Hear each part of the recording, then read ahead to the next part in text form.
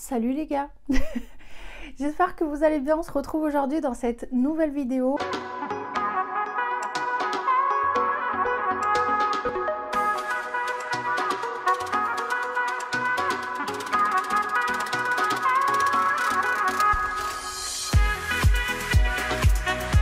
Avec un décor, honnêtement j'ai pas compris ce que j'ai fait, j'ai essayé, voilà, on va dire ça comme ça, j'ai essayé, j'ai mis des petites fleurs sèches, ma petite citrouille de l'amour, ma petite lampe, celle de l'Himalaya, mais je sais pas si j'aime ou si j'aime pas, donc ça se trouve vous ne me reverrez jamais à cet emplacement là de chez moi, mais bon c'est pas très grave. Comme vous avez pu le voir dans le titre, aujourd'hui on va parler de mon top 10 des séries, que ça soit Netflix et Disney+. Et ouais, j'allais dire Prime Video, mais honnêtement, j'aime pas cette plateforme, je comprends pas le concept. Donc voilà, donc ça va être vraiment Disney Plus et Netflix. Donc pour ceux que ça intéresse, restez là. Et comme moi, faites-vous un petit cappuccino, un petit café, un petit chocolat chaud. Prenez un iced tea, un coca, faites ce que vous voulez. Mettez-vous à l'aise parce qu'on va parler de séries, donc tout ce qui est un peu chill. Donc on va commencer tout de suite. La première série de laquelle je voulais vous parler, il n'y a pas vraiment de classement spécial. C'est pas parce que j'ai mis la série en premier ou en deuxième que c'est vraiment mes séries préf. C'est vraiment, ça englobe vraiment toutes mes séries préférées que j'ai regardées ou voilà. On va commencer tout de suite. La première série de laquelle je voulais vous parler, c'était de Lucifer. C'est une série dramatique, policière, fantastique et comédie. Donc pour ceux que ça intéresse, elle est composée de 6 saisons. Vous pouvez la retrouver sur Netflix. Et c'est une série beaucoup trop marrante, je l'ai vraiment adorée. En gros, ça parle du Seigneur des Enfers, tout simplement. Donc, Lucifer Morningstar va descendre à Los Angeles et va racheter une boîte de nuit qui s'appelle le Luxe. Et en fait, un jour, il va assister à un meurtre d'une chanteuse pop juste en face de sa boîte de nuit. Et du coup, il va témoigner pour le meurtre et il va finir par devenir consultant. Donc, il va aider l'enquêtrice Chloé Decker à vraiment élucider les meurtres et tout, mais c'est vraiment très très drôle, c'est pas vraiment que policier ou quoi, donc ça englobe vraiment tout. Faut savoir que voilà, on parle quand même du diable qui résout des enquêtes, mais voilà, c'est vraiment plein d'univers mélangés, donc c'est ça que j'ai trouvé assez sympa. C'est une série très prenante, franchement, vous vous attachez de ouf au personnage et tout. Moi je sais que Lucifer, je me suis attachée à ce personnage de ouf, je trouve qu'il l'intègre super bien. Et en gros c'est ça, en fait il a un super pouvoir, c'est de regarder les gens dans les yeux et leur demander quels sont leurs plus grands désirs. Et en fait les gens en le regardant vont lui dire tout simplement qu'est-ce qu'ils désirent le plus au monde. Et des fois ils vont avouer des trucs qu'ils n'auraient pas dû et ainsi de suite. Donc voilà, et la seule personne qui est immunisée on va dire contre son don, c'est Chloé Decker. Donc il va chercher à comprendre pourquoi. Et elle va tout le temps lui mettre des bâtons dans les roues parce qu'elle est grave attirée par lui, mais en même temps pas du tout. Et elle comprend pas pourquoi. Donc les deux vont essayer de comprendre pourquoi l'un et l'autre sont attirés comme ça l'un envers l'autre. Donc voilà, si jamais ça vous intéresse, n'hésitez pas à aller la checker parce que franchement, elle est vraiment très bien. Ensuite, on va parler de Dynasty. C'est une série de comédie dramatique avec 3 saisons. Il y a la 4e saison qui sort en mode entre octobre et décembre à ce que j'ai vu. Donc c'est tout simplement une famille très haut placée, donc les Carrington, qui ont une grande firme en Atlanta, en Géorgie, aux États-Unis. Et en gros, Fallon, après avoir disparu un peu de la circulation, revient parce qu'elle a envie de reprendre l'entreprise de son père. Elle a envie de devenir PDG dans son entreprise. Et à sa grande surprise, quand elle revient en Atlanta, elle découvre son père avec sa nouvelle fiancée, Crystal Flores. Donc c'est une latino très jeune, très bimbo, très belle. Donc déjà avec Fallon, ça va vraiment péter comme ça parce que voilà, et ça va pas. Et surtout qu'elle pense que vraiment elle est juste attirée par l'argent de son père. En gros, elle est responsable en communication dans l'entreprise de sa famille, donc l'entreprise Carrington. Et en fait, elle va vraiment chercher à découvrir tous les mystères et tous les secrets que cette Crystal va vraiment cacher, parce que pour elle vraiment elle est juste attirée par l'argent de son père et non pas par son amour. Donc voilà, ça va être vraiment beaucoup de drama, beaucoup de trucs. C'est vraiment une famille très haut placée, très riche. Donc on sait très bien que les familles très riches ont toujours des petits secrets. Donc franchement, si vous aimez tout ce qui est un peu de drama, un peu potin et tout, franchement, elle est trop bien cette série. Ensuite, je voulais vous parler de You. You aussi, c'est sur Netflix. Donc You, c'est une série dramatique psychologique. Donc franchement, pour ceux qui n'aiment pas les trucs un peu trop bizarres, un peu trop malsains, cette série, elle n'est pas faite du tout pour vous parce que franchement, il faut vraiment avoir le cœur attaché, vous voyez ce que je veux dire, parce que c'est une série très perturbante, très gênante. Et surtout, moi, je sais qu'après après avoir regardé les 2 premières saisons, je me suis dit, mais what? Qu'est-ce qui se passe? Genre, ça veut dire que n'importe qui peut être comme ça et tout. En fait, ça vous fait un peu psychoter. Donc, si vous aimez pas ce genre de choses, ne regardez pas, ce n'est pas fait pour vous. En gros, on parle d'un jeune homme qui s'appelle John Goldberg, qui est en fait le gérant d'une modeste librairie à New York. Et en fait, un jour, il va tomber sur une cliente qui s'appelle Guinevere Beck. J'arrive pas avec ce prénom. Elle s'appelle Guinevere Beck et en fait, il va faire vraiment une obsession sur elle. Donc, il va user de tous les stratagèmes possibles, inimaginables pour se rapprocher d'elle. Donc, il va vraiment la pister sur les réseaux sociaux, la suivre dans la vraie vie, rentrer chez elle, il va la surveiller par la fenêtre. Et en fait, tout ce qui est obstacle, que ça soit personne physique ou autre, en fait, vraiment, il va évincer tout le monde, il va tout évincer. Tout ce qui peut se mettre à travers de son chemin, il va vraiment, voilà. S'il faut qu'il fasse des trucs de ouf, il va faire des trucs de ouf. Voilà, c'est vraiment ça. Le mec, il va user de tous les stratagèmes machiavéliques, les plus fous les uns que les autres pour vraiment se rapprocher d'elle. Et ainsi de suite. Donc, franchement, si vous aimez ce genre de truc un peu psychose, un peu chelou, on va dire vraiment les choses telles qu'elles sont, vous pouvez regarder cette série. Elle est très bien, elle est très intéressante.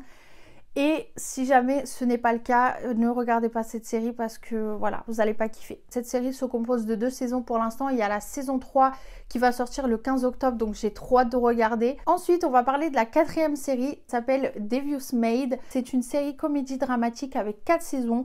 Et franchement, c'est une des meilleures séries que j'ai regardées de ma vie. Moi, je sais qu'à l'époque où elle était sortie, je l'avais regardée en streaming et tout. Ma tante, elle m'avait téléchargé plein d'épisodes et tout, mais il n'y avait pas encore toutes les saisons.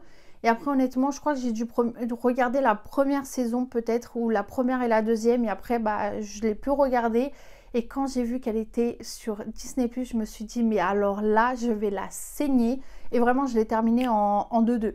En gros, c'est très simple. Ça parle de Marisol, de Rosie, de Carmen et de Zoila. Ces 4 domestiques d'origine hispanique qui travaillent pour des gens très haut placés de la société, donc des stars de cinéma, des hommes d'affaires, voilà, vraiment des mannequins. Donc, elles travaillent vraiment pour la haute société de Beverly Hills. Donc, elles connaissent tous leurs petits secrets, tous leurs petits trucs. Et en fait, un jour, il y a Flora, une de leurs collègues, qui va finir assassinée et on va retrouver une lettre. Donc, en fait, vraiment, elles vont essayer de démêler le vrai du faux, de savoir ce qui s'est passé, qui l'a tué, comment ça s'est passé, parce qu'il y a eu plein de petits trucs différents, plein d'histoires différentes. Donc, vraiment, elles vont en fait enquêter d'elles-mêmes parce que... Voilà, ça reste des domestiques qui travaillent pour des gens très haut placés. Donc voilà, elle finit par mourir. Ok, bon, elle s'est suicidée. Ou alors c'est le premier qu'on trouve, c'est le premier qu'on accuse. Donc du coup, pour elle, ce qui s'est passé au début de la série, quand ils ont vraiment trouvé l'assassin, soi-disant, en fait, pour elle, c'est juste pas possible. Ce n'est pas ça, ce n'est pas cette personne. Surtout que c'était leur copine qui leur parlait. Donc, elle savait pertinemment que c'était pas lui le tueur. Donc, du coup, elles vont essayer de enquêter d'elles-mêmes. Donc, elles vont se réunir au parc, parler de ce qu'elles ont entendu, de ce qu'elles ont vu et tout. Donc, franchement, pareil, si vous aimez tout ce qui est drama, un peu commérage et tout, cette série, elle est faite pour vous. Elle est vraiment très bien et vous avez plein de séries avec la plateforme Stars sur... avec la plateforme Stars sur Disney+, vous avez des séries de ouf. Moi là, je suis en train de re-regarder Desperate Wives. Donc franchement, n'hésitez pas si vous n'avez pas Disney+. Ça coûte pas très cher et franchement, c'est juste génialissime. Ensuite, je vais vous parler de Riverdale. C'est une série thriller dramatique qui se compose de 5 saisons. Donc c'est l'histoire, déjà ça se passe dans un collège de Riverdale. Donc c'est la ville qui s'appelle Riverdale. Et en fait, ça commence par le meurtre de Jason Blossom, donc le frère de Cheryl Blossom. Et en fait, il y a plein de mystères autour de sa mort et tout. Pareil, ils vont essayer de chercher, d'enquêter, de machin, de bidule. Il y a toujours des rebondissements. C'est vraiment 4 personnages vraiment, comment dire, c'est les 4 personnages principaux. Donc vous avez Archie, vous avez Veronica, vous avez Betty et vous avez Jughead. Donc franchement, c'est ces 4 personnages-là principaux. Après, vous avez Cheryl Blossom, vous en avez plein d'autres qui sont toujours là et tout. Mais vraiment, les 4 personnages principaux, c'est vraiment ceux-là. Et pareil, ils vont essayer d'enquêter sur la mort de ce jeune homme. Et surtout qu'il y a plein d'autres choses qui vont se passer. Donc ils vont essayer vraiment de trouver justice d'eux-mêmes, d'essayer de comprendre ce qui se passe et tout. Mais il y a toujours plein de petits trucs, plein de petites nouveautés. À chaque fois qu'on se dit ah ça y est, les drames c'est terminé. Non, non, non, non, non, non. Il y a toujours un petit truc qui vient, qui arrive comme ça là. Ouh, on se dit mais qu'est-ce qui se passe? Mais franchement cette série pareil, elle est très prenante, très facile à regarder. Franchement c'est une série que j'aime beaucoup. Là il faut que je termine la dernière saison. Mais honnêtement j'adore cette série.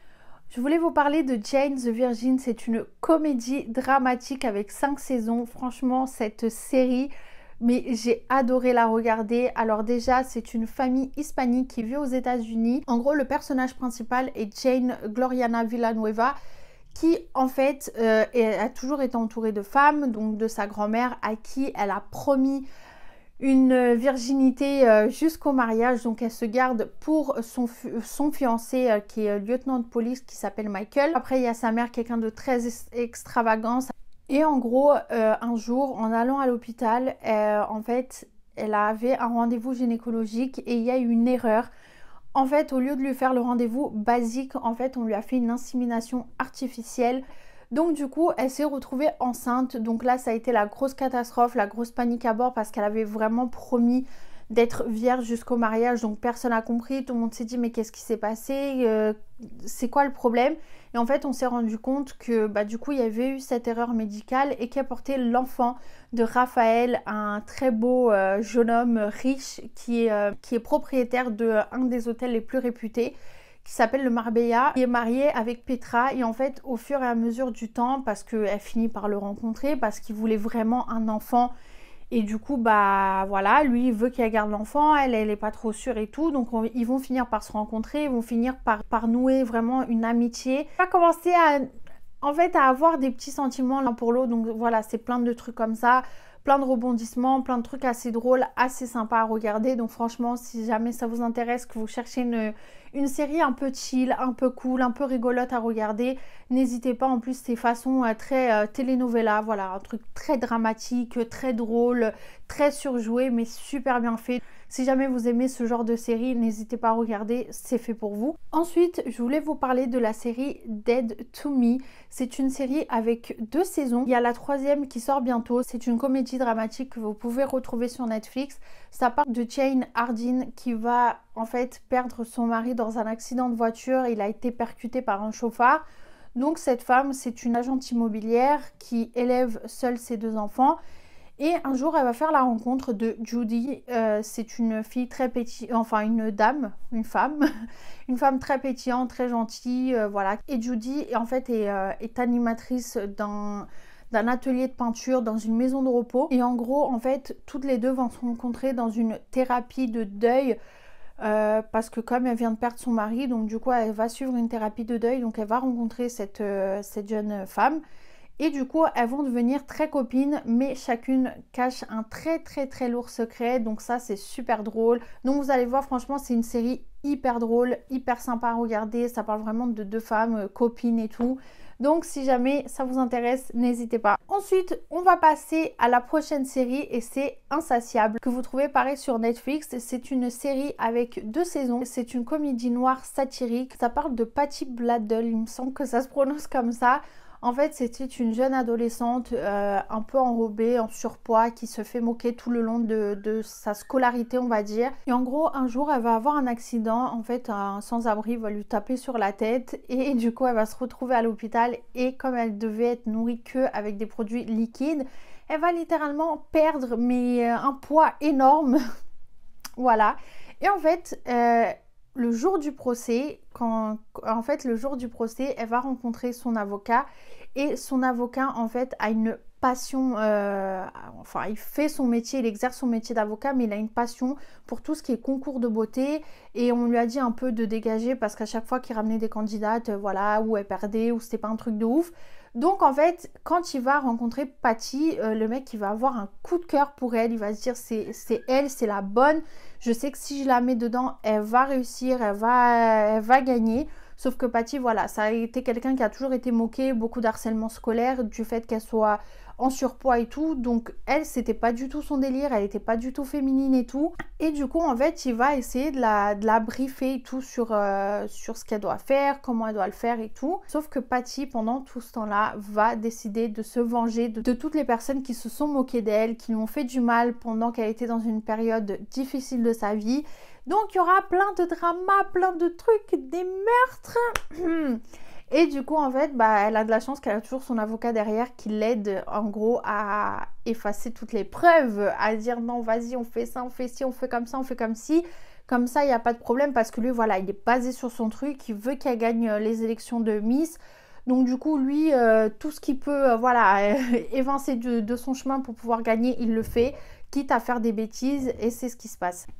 Ensuite, prochaine série, je voulais vous parler d'une série qui est aussi sur Netflix qui s'appelle Jenny et Georgia. En gros, ça part de Georgia. C'est une femme qui a 2 enfants. Donc Jenny qui a 15 ans, qu'elle a eu quand elle avait 15 ans, et Austin qui a 9 ans.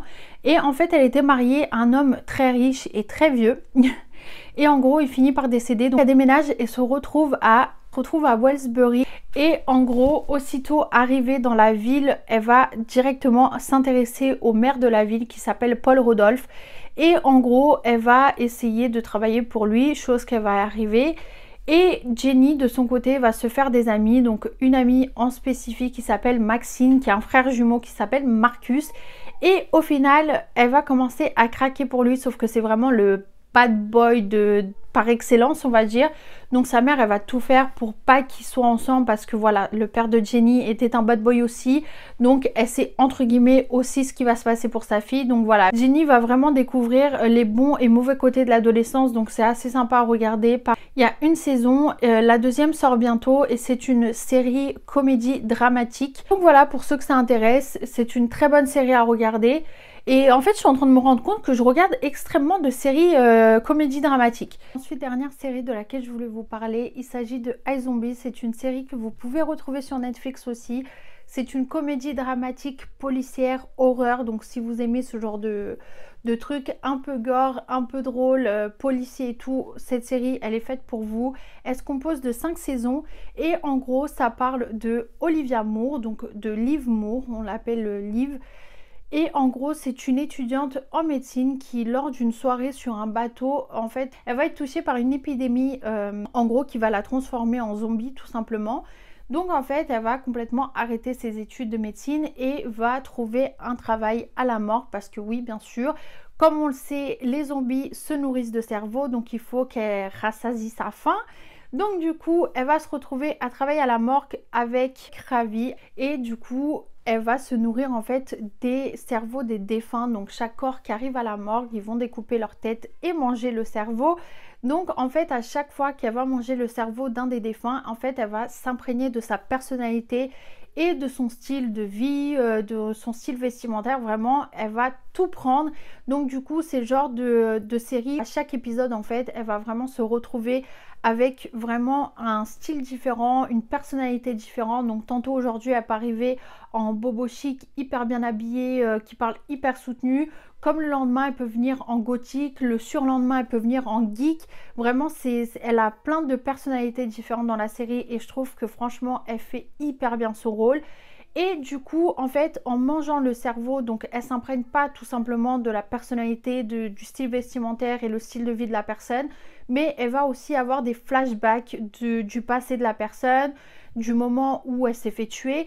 Donc du coup, elle va commencer à aider Clive Babino, qui est l'inspecteur qui était au plus mal au niveau de sa carrière parce qu'il n'arrivait pas à élucider les meurtres et il prenait beaucoup trop de temps.